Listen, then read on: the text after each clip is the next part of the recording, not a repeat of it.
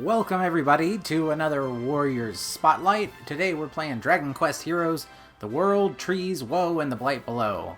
Cute little name, but I have to say, if there's one series that has the best spin-offs in all gaming as far as I'm concerned, it's Dragon Quest. This series just has so many great spin-offs, going from like the Rocket Slime games on the DS, Dragon Quest Builders, which is actually I prefer over Minecraft in many different ways. And this game, which is ostensibly a Warriors game created by Omega Force, it's not exactly that. In fact, it's much more of a straightforward action game. I debated whether or not I wanted to cover on this, but as I've stated before, the goal of this channel is to cover games that are not always specifically Warriors games, but anything that a Warriors fan might be into. And I think once you watch the gameplay, you might be a little bit more intrigued by this than you might think. So let's jump into whatever the latest story mission is. I have to say that the story presentation in English is really quite good in this one. It has full English voice acting, really interesting and diverse voice acting cast. It's not just, you know, random Americans. You have kind of clearly acting, but they have Russian accents and English accents. It's not the kind of stuff that you typically hear. I like that the Dragon Quest series tends to go for, you know, not just bog standard American accents with its voice actors. I appreciate getting some variety in there. Anyway, today I'm going to be playing as the hero. There's actually two heroes in this game, but they're sort of, you know, similar to, I don't know, let's say Fire Emblem Warriors, Rowan and Liana, where they're kind of clones of each other, but they are different in some ways. The male hero's name is Luceus, and the female hero's name is Aurora. I also have two more characters on my team, but we're going to be focusing on Luceus and Aurora. Besides having very, very different personalities, they have some slight differences in their gameplay, but first let's go ahead and take a look at their action list. So Luceus' action list, he has 4 standard strikes, and then you'd see a C1, C2, C3, C4, and he has mid-air combos. You have abilities that you can buy by raising up kind of your own skill tree. It's not just like a straight line, though. You choose all over the map how you want to build your character. It's not the most complex thing in the world. It gives you a lot of information straight up. But yeah, as you can maybe start to tell, this isn't a typical Warriors type map. I would liken the Dragon Quest Heroes 1 gameplay more to a kind of tower defense hybrid sort of action game. It's sort of as if you were doing tower defense, but you are on the ground, and it's not as, you know, you don't have the whole battlefield to zip around. You are with your characters on the ground there. As you defeat monsters, you pick up these coins, which you can then deploy at different parts of the battlefield. Wow, I took a whole lot of damage there, so I'm going to hope to be healed very soon. But yeah, I'm going to deploy my unit here. He's going to help me guard from the east. I'm going to deploy another unit here. He's going to help me guard to the north. And hell, I'll deploy one more here. Okay, he has a special action, which seems to be... Okay, deploy this unit here. Okay, so you can see which one are mine because they're going to have the name next to it. So we have Ernest there fighting. Oh, we got a golem coming in. Let's see if we can fight that. So you have dodge, jumping attacks. Heavy attack is your standard, you know, you instantly drop back down. There are mini medals to be found on the different maps. You control 4 different characters that you can swap between very freely. The swapping is very, very fast. I don't know, let's go ahead and demonstrate what Luceus can do, and then we'll switch to Aurora. So let's start with his 1, 2, 3, 4. Pretty easy to control little attack. Then we'll go to his heavy. So C1 is this kind of dashing slash like that. You can go into that after doing combos. It happens very quickly. By the way, I'm impaired in the desert right here. Eventually, you can get things like accessories that will not that will allow you to move through quicksand like this without having your movement being impaired. I also have not gone through all my abilities yet because I'm just taking so much damage it's making me real nervous. Let's do his C2. So yeah, it's a launcher. It's a real quick launcher. You might not even notice because it just looks like a normal sword strike. But yeah, it's a launcher. Let's do his C3. So it's this big jumping slash. It's a really quick way to do a bunch of damage. Treasure chest there. Get an item for crafting. That's cool. And then last attack, 1, 2, 3, C4. This big fire slash. So that's the limit of his abilities, but as I'm trying to say, there are a lot more things that you can do. When I hold down R1, I can use my mana, my MP, to do 3 different spells. And originally you would just have 1 and you unlock them through skill points. So I've gone ahead and unlocked his other magic spells, but they're not the fully powered up forms just yet. But here, let's take a look at each one. First, the square attack, it's Inferno Slash. It kind of throws out a big fire tornado. Let's see, it looks like, you can see on the bottom left, you can see your defenders, what their health is like right now. The 2 zombies are doing quite well, I'd say. Here, I'll deploy this guy over here, so if another one of those gates spawns, I'll be able to do that. And also, if you pick up any coins of monsters you already have deployed, then you're going to get healing from that. Uh-oh, the gates are taking heavy damage. Let's see if I can get back there in time.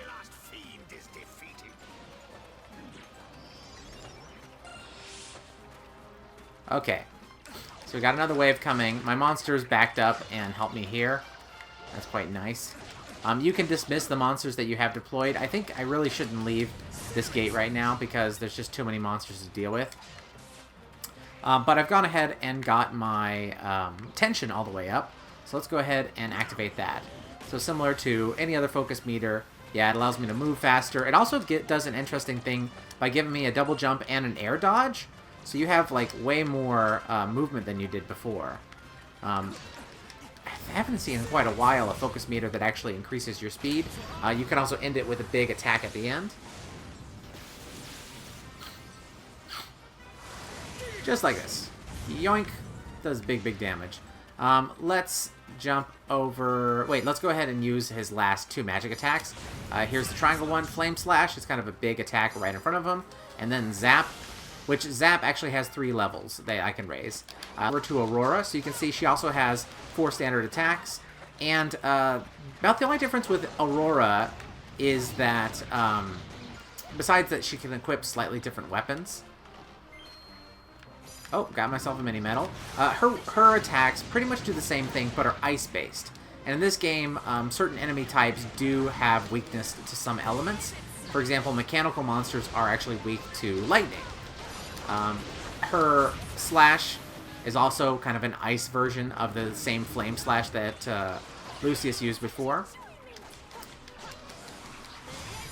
However, her zap is the same. So yeah, they are basically clone characters with just a little bit of variety. It's nice to have both of them on your team, and you originally start out by choosing one, but then, you know, after not very much time at all, you're able to use both of them. Okay, so that brings us to the end of this battle, but this will be the shortest Warriors Wednesday yet, so we're going to go ahead and do the next one. I'm just going to watch this story scene, but I'm going to cut it out right now. Okay, here we are back in the next story mission, and if you take a look at the map, you can very clearly see that the map is divided into lanes, very tower defense-esque. So I know that I can plant maybe my monsters all on one side and then try to take the other side. This one's nice in that there's basically only 2 ways to get to whatever I'm defending. In this case, I'm defending the mayor of the city. And I'll eventually be able to get to some of the later characters after this video, when I return to this game for another Warriors Wednesday. By the way, let's see, I picked up a Bubble Slime Medal. Okay, so there's 2 types of monsters. This one's a Savior type, which means that it comes and it does just one action and goes away. It's not the type that I can just leave defending, so I probably want to kill some more types of monsters and see what I can get. Let's go ahead and use this one, though. Yeah, so he jumps in his little area. It probably has a more effective than normal effect. And looks like the mayor's getting attacked back there, so I need to head back here. Really need to get some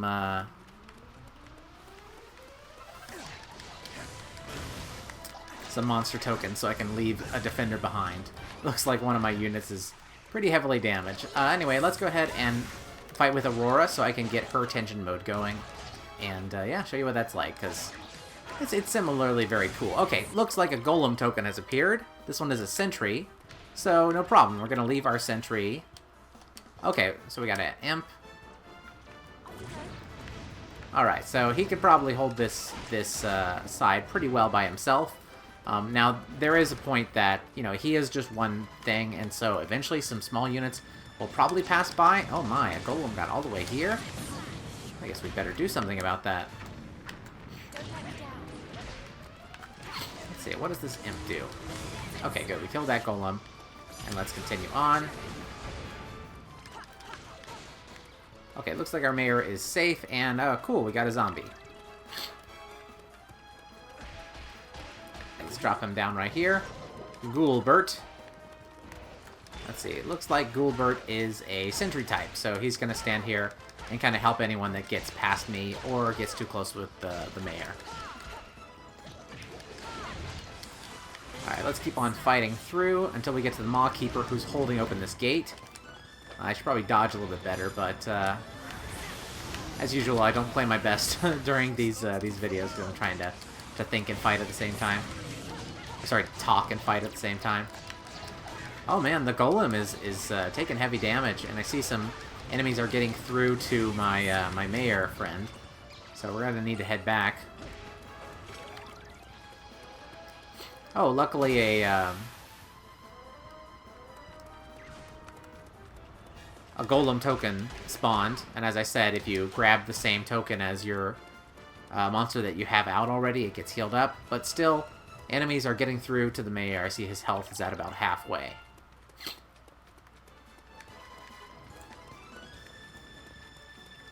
Okay, I see our golem needs some help, so we'll drop maybe a skeleton here to help him out. Oh yeah, he's got some fierce resistance. Indiana Bones. Oh god, I love the writing in this game.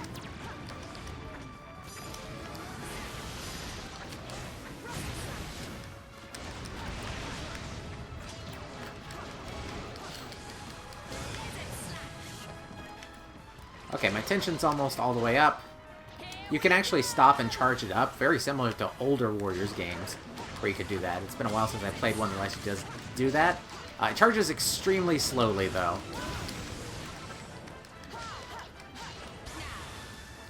Let's go ahead and use her tension attack.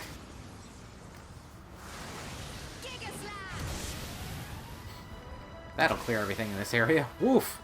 Look at that slash. That was beautiful. Golem still lives.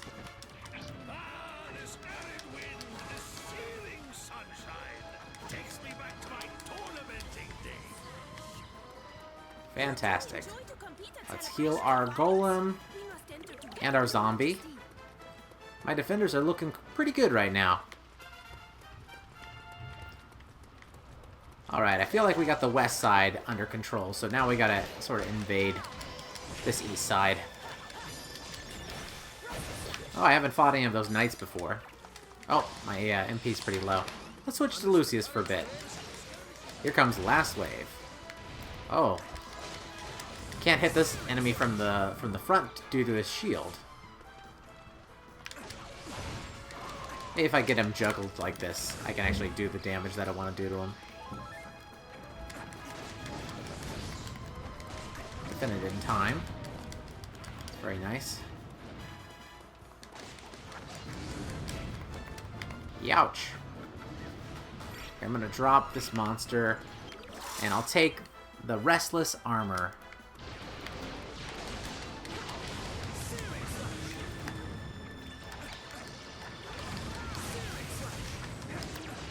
Ah! Alright, time to go tension mode.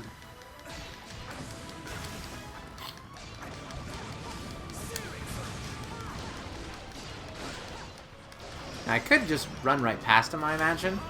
I also use this a little bit early. Similar to, like, say, Fire Emblem Warriors, Hyrule Warriors. This attack does automatically happen at the end, whenever you run out. Alright, anyway, I'm going to go ahead and aggressively use my knight here.